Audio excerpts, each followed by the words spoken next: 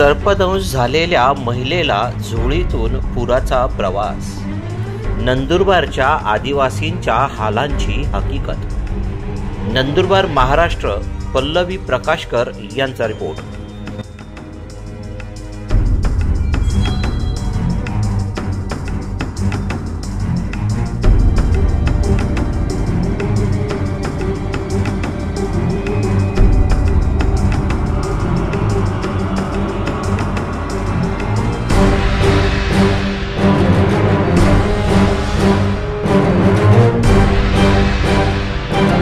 शेततळे, विहीर खोदकाम, शेती सपाटीकरण, जमिनीचे लेव्हलिंग आणि डंपिंग काम सर्व काही एकाच ठिकाणी।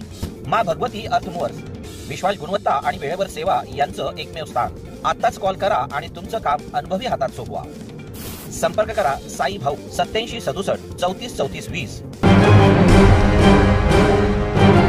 अक्कलकुवा तालुक्यातील आदिवासी भागात पावसामुळे रस्ते बंद आणि त्यातच सर्पदंश झालेल्या महिलेला रुग्णालयात पोहोचवण्यासाठी कुटुंबियांना करावा लागला जीवघेणा प्रवास।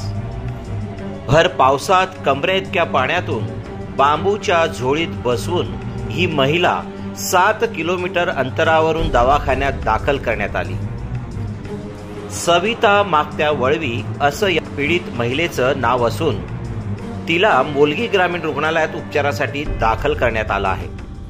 डॉक्टरांनी तिची प्रकृती स्थिर असल्याची माहिती दिली आहे। दरम्यान अक्कलकुवा तालुक्यातील देव नदीवर पूलच नसल्याने प्रत्येक पावसाळ्यात आदिवासी बांधवांना जीव धोक्यात घालून असा प्रवास करावा लागतो।